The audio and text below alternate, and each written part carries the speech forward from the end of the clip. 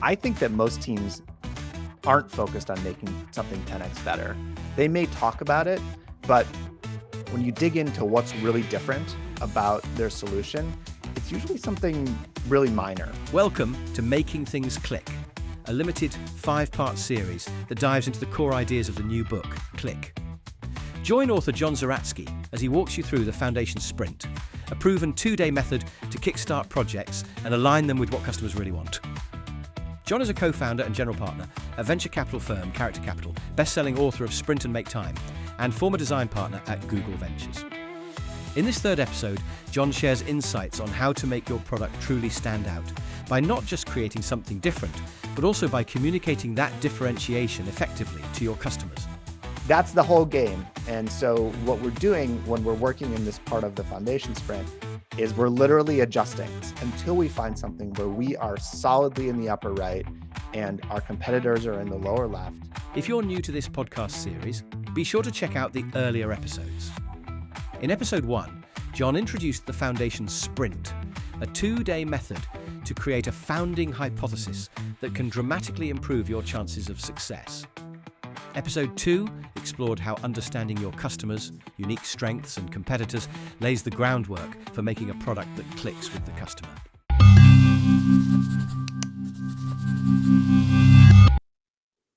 So when people talk about building a new product, right? So what often gets talked about is, okay, we need to build something which is far superior, 10x better than what is an existing solution to compete.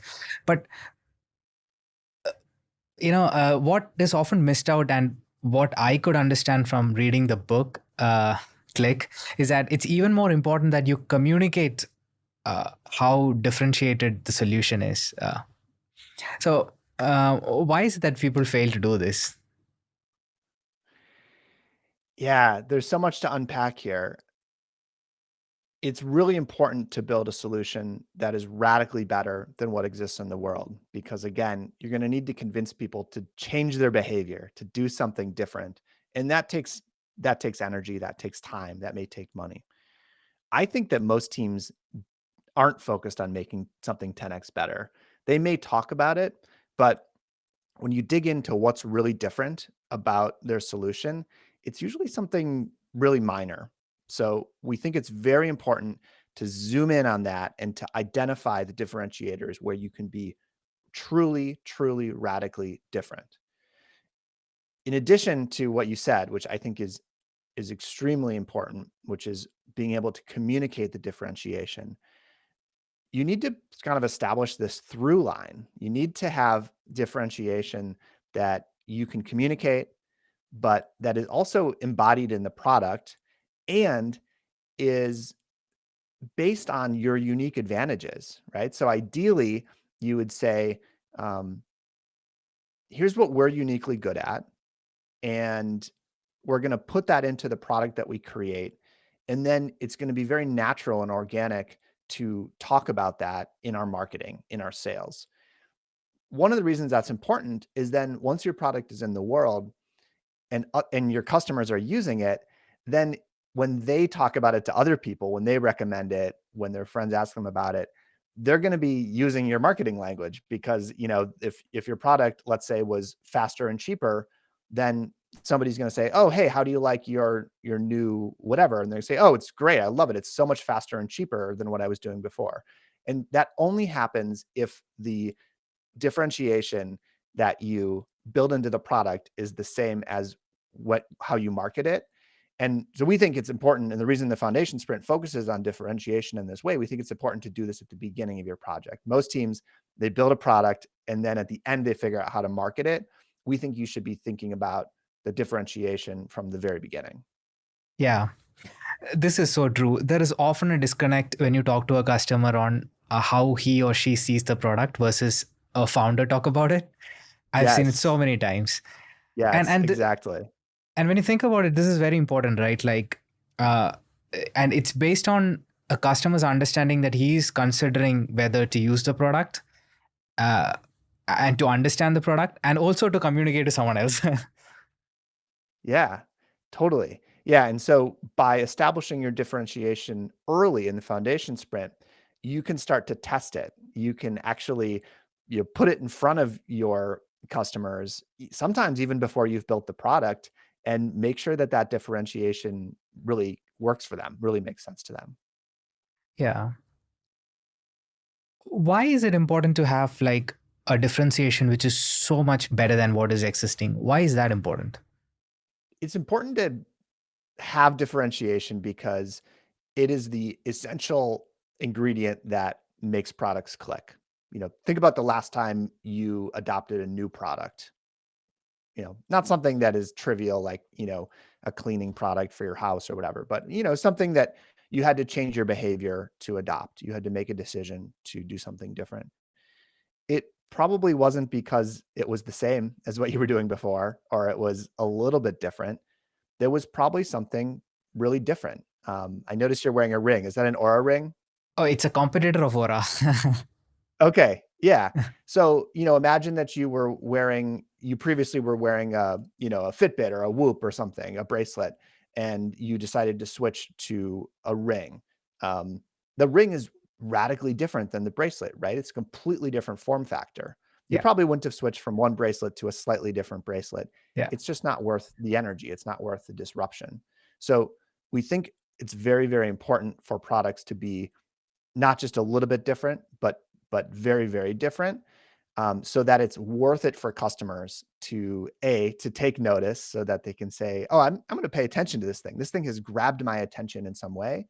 And then for them to go through the cost and the time and the difficulty of trying your product, of switching to something new. Again, we talked earlier about this idea of the status quo, about people just living their lives day in, day out.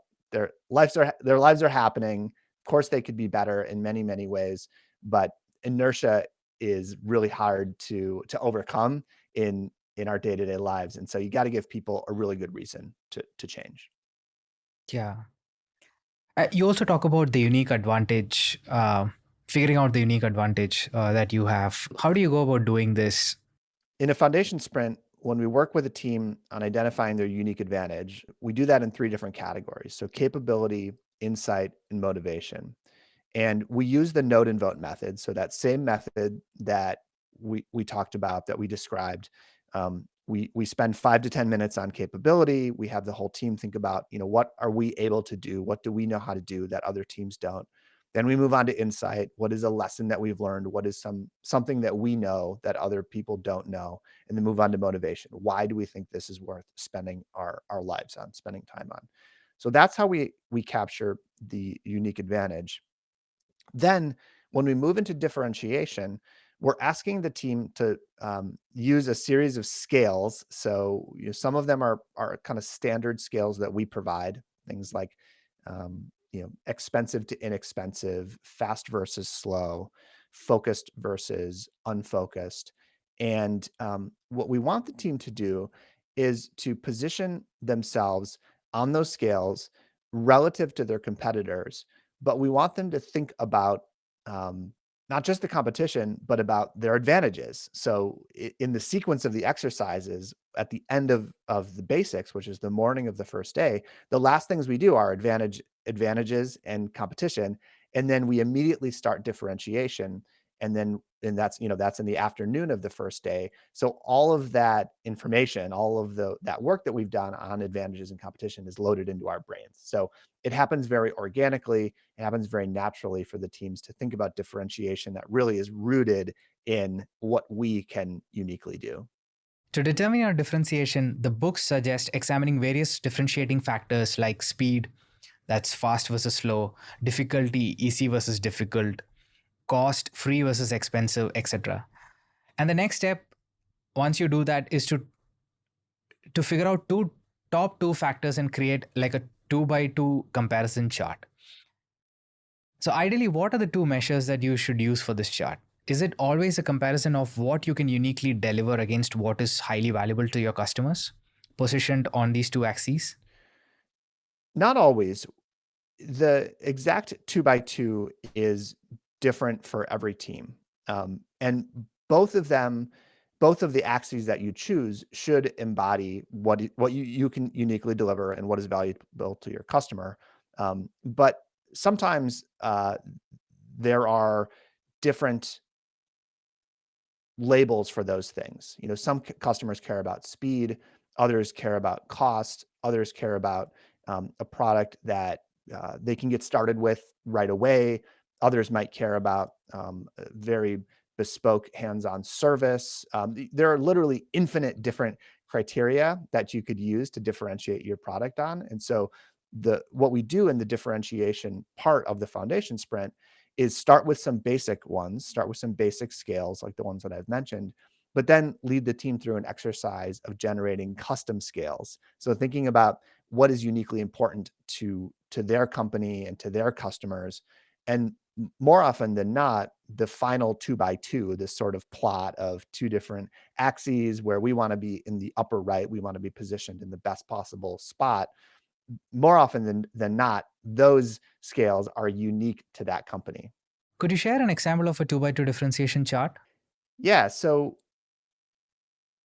my co-author and business partner, Jake Knapp, co-founded Google Meet. So when he was working at Google, he was part of the team that created Google Meet, which is now a super successful product, has hundreds of millions of users.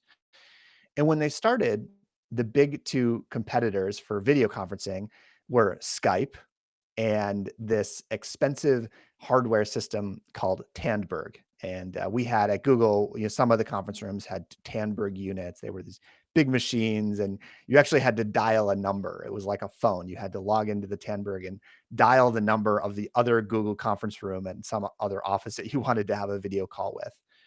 So the Tandberg units were really good because they were very high quality. The quality of the video was almost as good as what we're doing today, and this was 15 years ago, a long time ago.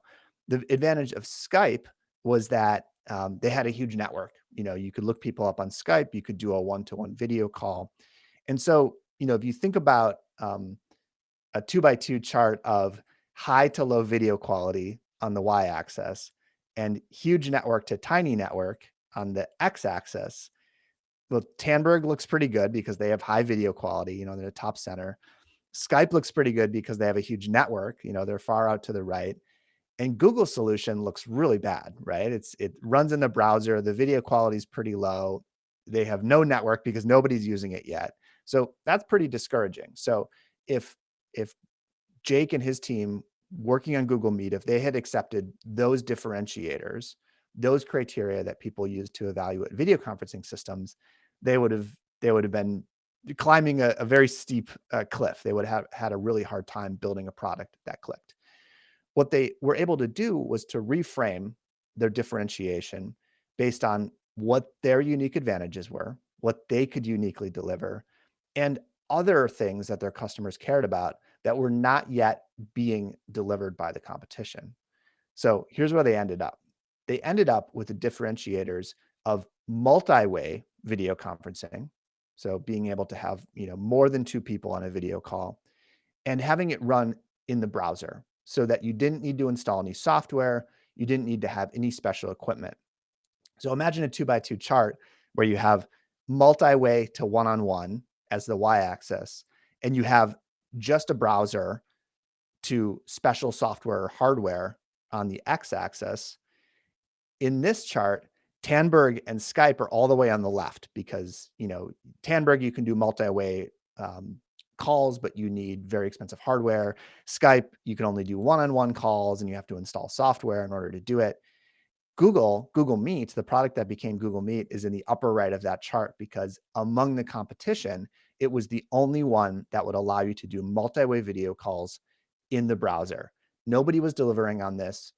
No team had the capabilities and the insights to deliver on this. And it was something that the customers cared about, and the product was a huge success. Yeah. Yeah. So essentially, one way to think about differentiation is that no matter what, you have to somehow figure out how you can get to the top right.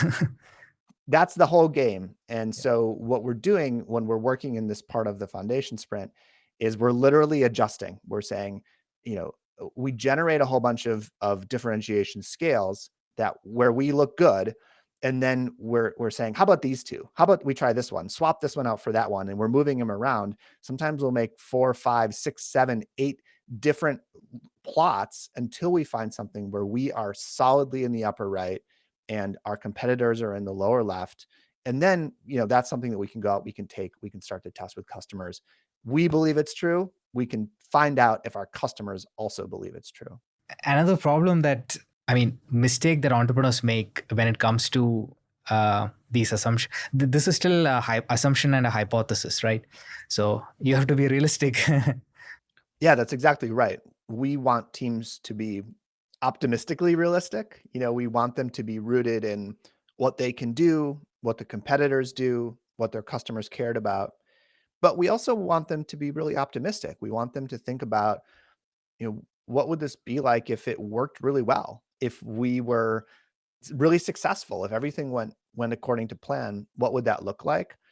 But you're absolutely right that it's a hypothesis, and that's why we're doing it. That's the whole reason why we're running this foundation sprint, is because our new project, our new product, it is just a hypothesis until we test it. So by keeping these exercises short, by using these techniques to move really quickly to generate good decisions, it gets you to a point where you have your hypothesis, and then you can immediately, like the next day, the next week, you can go out and start testing that with customers instead of waiting until the whole product is done, you're ready for a big launch, you build the website, you do all the things. That can take months and months, if not longer. This we can do in a couple of days or a couple of weeks. The book also talks about using practical principles to reinforce differentiation. What are principles? The idea with principles is to generate some simple statements that we can use to help guide future decisions. It's sort of like advice for our future selves, or advice for people who might join the team. They might join the Yeah, company in the like future. Google's "Don't be evil." Yeah, we were really inspired actually by Google has a set of principles that they call 10 things we have found to be true. And don't be evil isn't on there. I think that was like their motto or something. But these 10 lessons from Google, the first three of them are really, really good. Um, so one of them is fast is better than slow. Sounds obvious, but it's really part of the Google ethos. And part of why Google was successful in the early days is that it was fast. It was a lot faster. You'd go to Yahoo or whatever, and it'd be loaded with tons of ads and all the stuff that took forever to load. Go to Google, the page loads instantly, the results come up instantly. And so Google had this principle of fast is better than slow. And we actually observed, working at Google many years ago, that people would say that. People would remind each other of that in meetings. You'd have somebody say, "Oh, we should do this." And then somebody would say, "Well, remember, fast is better than slow. This is one of our core values. And what you're describing is that's going to add 500 milliseconds to the load time. I think we should do it this other way. It's only going to add 50 seconds. It's going to be much faster." Um, and so the principles, they can be useful if they are very practical. So if they shouldn't be things like integrity matters, things like that, where it's like they're just sort of nice sounding, but they're not very practical. And they should also be connected to your differentiation. They're ways of kind of putting your differentiation into action on a day-to-day, week-to-week basis. What do you do? So you have your differentiators, you have your principles. What do you then do with these? Yeah. So when we get to this part of the foundation sprint, we have captured a few things. So we've created kind of a poster called the basics, and this is where we're capturing the customer, the problem, the advantages that we have in our competition. Then at the end of the next section, differentiation, we're creating that 2x2 chart. And then we're putting that together with the principles into something that we call the mini manifesto. And this has the differentiation chart on the top and then the principles along the bottom. And this is it's our manifesto. It's kind of this, it's our version. It's your team's version of here, the 10 things that we believe to be true. It's like, here is what we think is true. We can stick it on the wall. We can send it around the company. We can put it on the intranet or whatever. We can make sure that people know about it. But it's a set of beliefs that are going to guide the decisions that we make in the future. Yeah, that's a great summary, because once you differentiate, you align everybody, right? Not just your customer. So if you have clear communication on your differentiation, it helps customers to understand what your product is, maybe consider using it and communicating it. It also helps internally, from the management, product sales, everybody to align that, okay, this is what we're really good at doing. And you also have your principles to maybe has like a check on what not to do. Yeah. Yeah, that's spot on. And in fact, when we did our foundation sprint recently for Character Capital, and we've actually done this a couple of times, but we did it recently because we felt like we were at sort of an inflection point, an important moment in the life of the firm. So we redid our foundation sprint. Um, and it was really helpful for us because, like I said, our unique capability was that we have the sprint method. The things that we think that our differentiators were that we actually invented these methods for finding product market fit, and that unlike other investors, we actually have time to spend with our founders. We have structured our whole firm around being able to come in and actually run these sprints with you, so we're not just giving advice. And these things are really, really helpful for us to keep in mind. And it helps us decide not just what we focus on and what we do, but also what we don't do. Think about all the other things that we might do to support founders. Founders, they need to hire people. So one thing we could do is we could have a job board, right? We could have a part on our website that says, hey, these are all the character portfolio companies hiring. And that might be useful. That would be good, right? That could help. We know a lot of engineers and designers and people that startups might hire, but that's not really aligned with our differentiation. That's not aligned with our unique advantages. And when we look at our principles, we find that is, well, again, a perfectly good idea, a perfectly reasonable idea. It's not in that sweet spot for us as a team. And so it's something that, at least for now, we say no to doing. We choose not to do that. I think you had that differentiation really clear, because if you remember, and even if you just were to go back to your old emails when I first cold emailed you, I mentioned exactly this. Instead of like an early stage VC firm saying that you will do this, that, and the other, you say that you just do one thing and you do this really well. And that's one of the reason I reached out to you many years ago. Amazing. That's so cool. I don't remember that part of the email, but that's really cool to hear that our differentiation has been consistent in that way. Don't miss the next episode of Making Things Click, where John emphasizes the value of exploring multiple solutions before starting a project.